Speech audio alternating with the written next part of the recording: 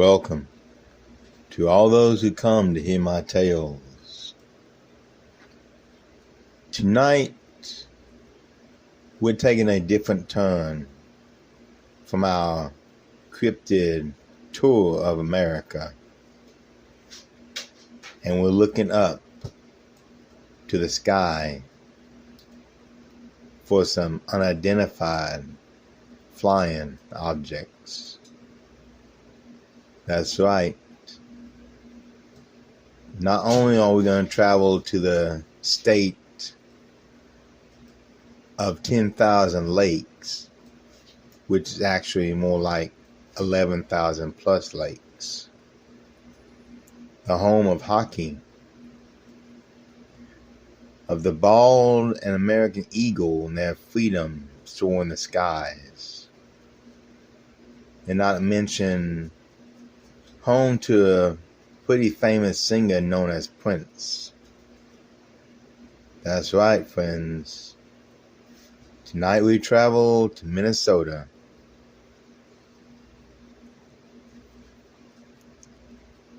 You're in for a special treat tonight.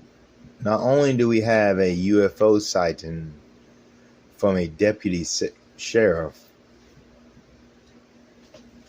but we also have 2 UFO sightings from yours truly that I witnessed years before, and cannot believe that I've never mentioned that before, but tonight I shall. So get comfortable. If you enjoy the video, like, subscribe, and click the bell overhead. It's a small thing for you to do, but it does help support the channel and keep videos like this one coming to you every week. So relax and enjoy as we take a look toward the unexplained and unidentified objects we see.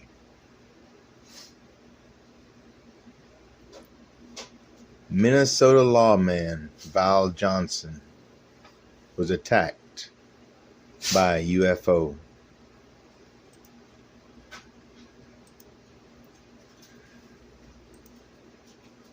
This was before my time,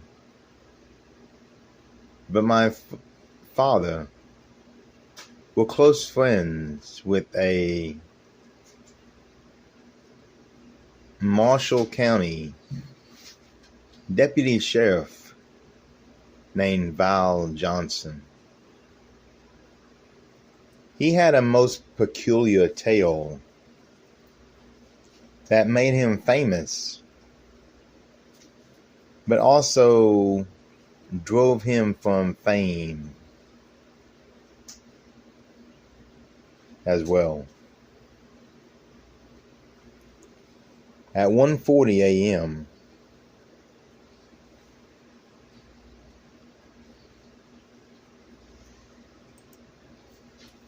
and the date was 1979, a deputy sheriff named Val Johnson was driving along the state highway of 220 near Warren, Minnesota, when he saw an unusual object in the middle of the road. He described it as very bright, brilliant light, 8 to 12 inches in diameter, and it seemed to float 3 to 4 feet off the ground. The outline was very clear and defined. Not realizing how close he was to the object, he drove his car toward the light.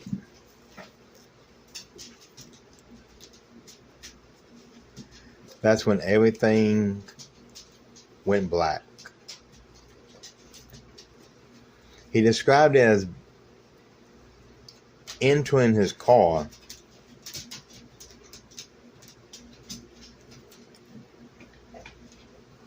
and then half an hour later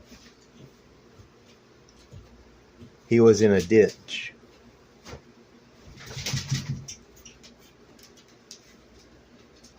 And his watch seemed to be moving 14 minutes slower than when it started.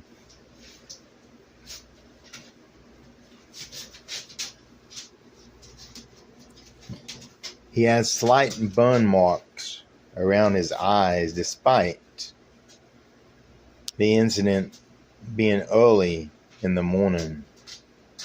Still dark outside.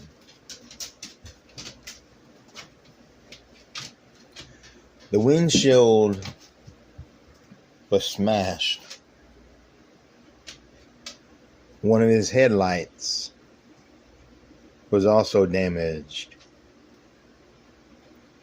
The radio antenna was bent backward at a very sharp angle.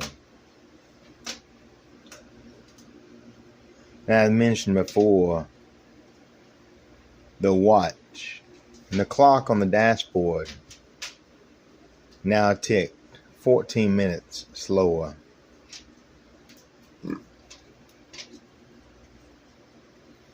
As you can imagine, the incident made Mr. Johnson a legend. Many people wanted to know about what he witnessed and what happened to the police car he was in.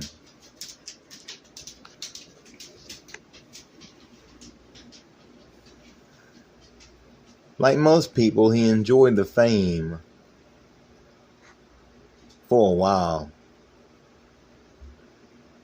But then it became too much to bear. You can imagine how people from miles around would constantly bombard Mr. Johnson and his wife with questions about the unidentified object that damaged a very tough and classic vehicle.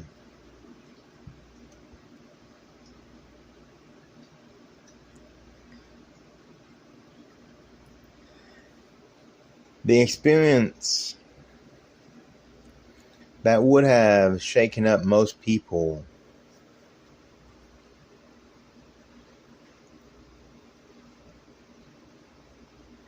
really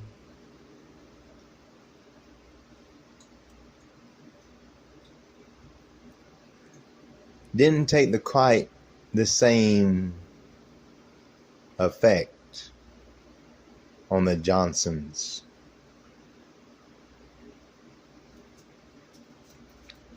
Despite being a deputy and no question about his ability to enforce laws from our government,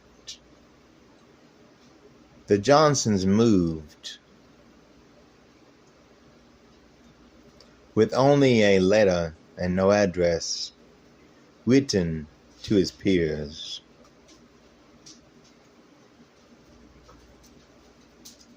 But Mr. Johnson didn't stop being a law enforcement agent. No. He actually became chief of police. And later on, down to a security guard before retiring.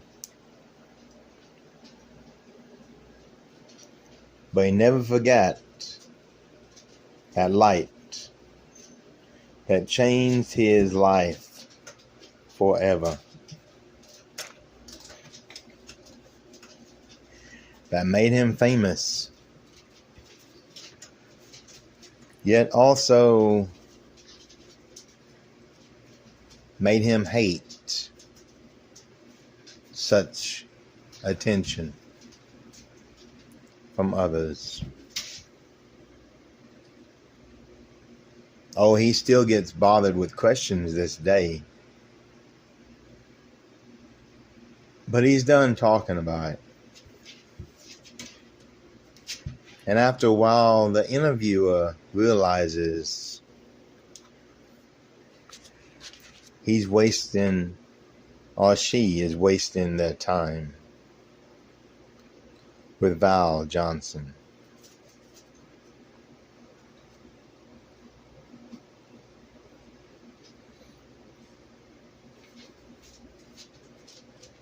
Unfortunately, fame can do that to a person.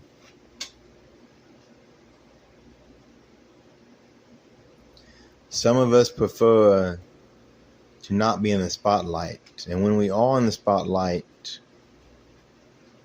we don't care for it. Or it gets old rather quickly. As you can imagine, anyone with a famous tale takes a chance of not only being laughed at and ridiculed, but also becoming famous. And sometimes that's just something the individual really does not care to be.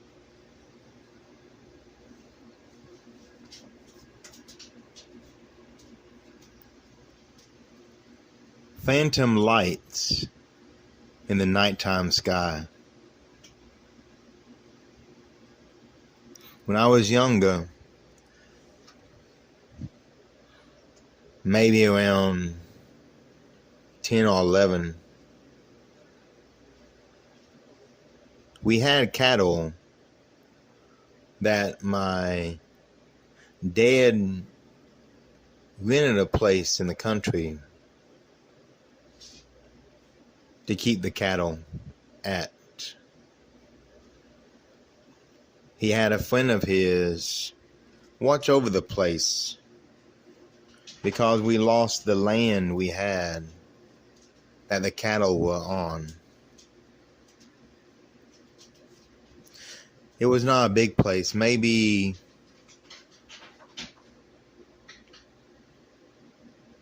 I believe about 20 acres. It had 2 large lakes in it, and it was mostly fields full of hay, along with some trees. The entire place was surrounded by a fence. Now the strange thing is, at night, I've never seen anything like it at that point in my life. But my paranormal adventures was about to begin. You see, at the gate to the entrance to the farm, I saw 6 lights beaming through the fields. I was young, so I didn't quite put together what I was seeing. I tried to get the attention of my dad and his friend, which were both drinking beer and talking, not really paying attention to a child with an overactive imagination.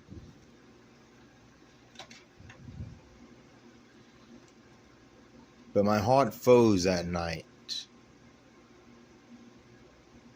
And for once I saw something I really could not explain or believe.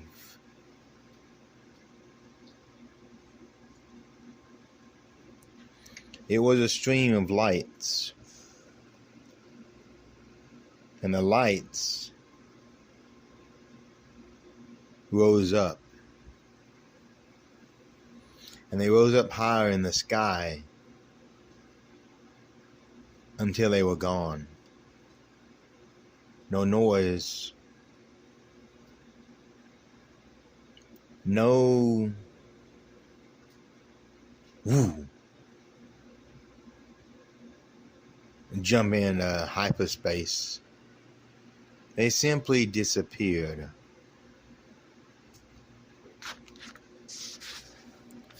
I went back the next time I came to the farm and went back to the very back of the field. I didn't see any sign of anything out of the ordinary. The cattle were not mutilated, and nothing seemed to miss. But I swear to the gods, I saw what I saw that night. And those lights haunt me every time I think about the woods and the fields and lights that came up into the sky and was gone.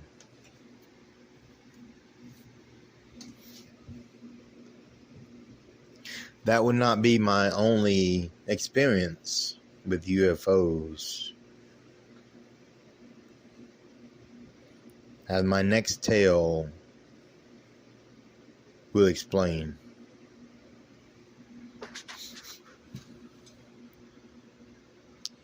Lights overhead in Locust Grove.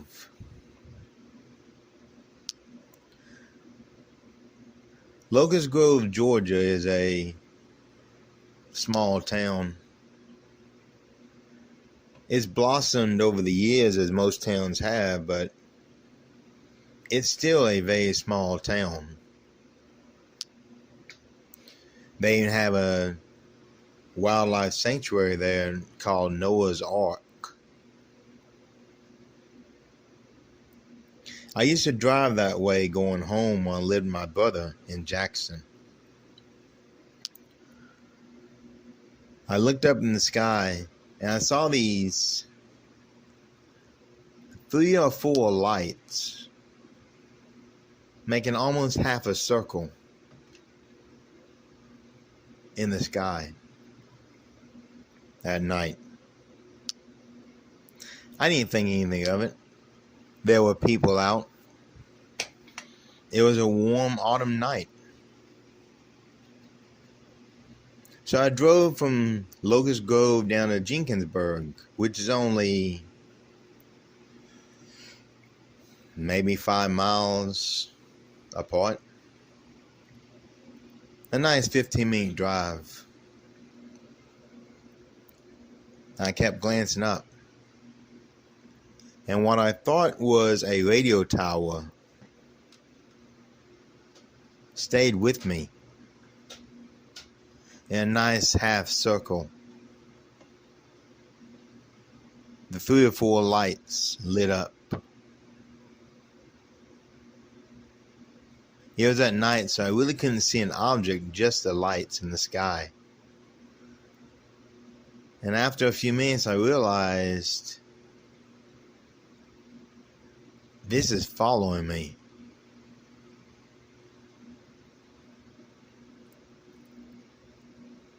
So I kept driving and looking up in the sky, and the lights were still there. I turned the radio off, rolled down my windows, even pulled over on the side of the road once I got to Jenkinsburg, an old Caterpillar plant. I got out. I looked up in the sky. Those lights were gone. Now, I had watched those lights for, like I said, a good 5, maybe 10 miles. I'm not sure. 15, 20 minutes.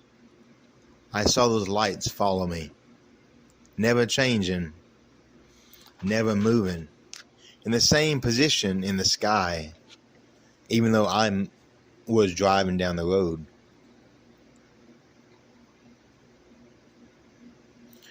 But the minute I pull over and get out of my vehicle and look up, they're gone. And even though I kept an eye on the sky all the way back home, I never saw those lights again.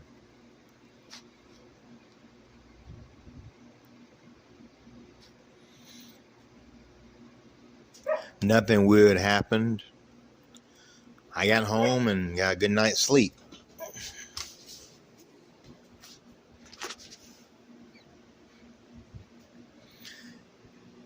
But I know I saw what I saw.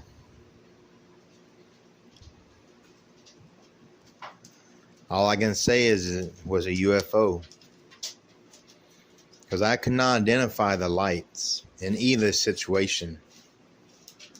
They were flying in the sky. And they were definitely attached to what I believe was some object. I've never seen little green men. I've never been kidnapped by an alien. But I'm not dumb enough to believe we're the only solar system with life in it, in this vast galaxy and universe that we belong to. So what were those lights I saw? What rises up in the sky at night, disappearing without a sound? What follows you in the same position for a few miles, yet disappears when you get out of your vehicle to look at it?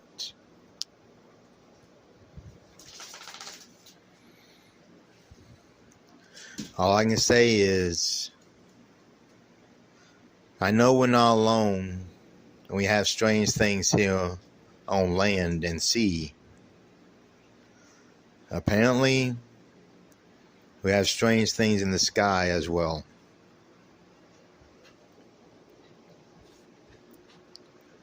The first story was a written account.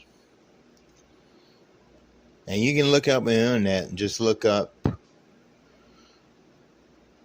Val Johnson sees a UFO, or more specifically,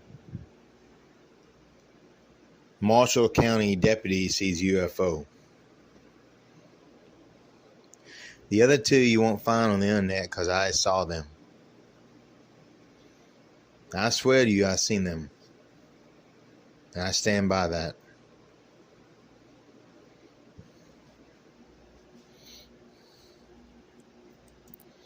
So with that, I conclude our video for tonight.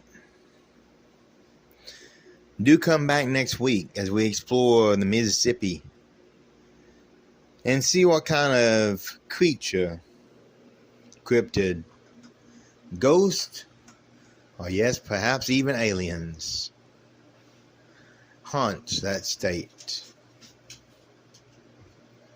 And as always, remember, be aware of those that hide in the Shadowlands just beyond your comfort zone.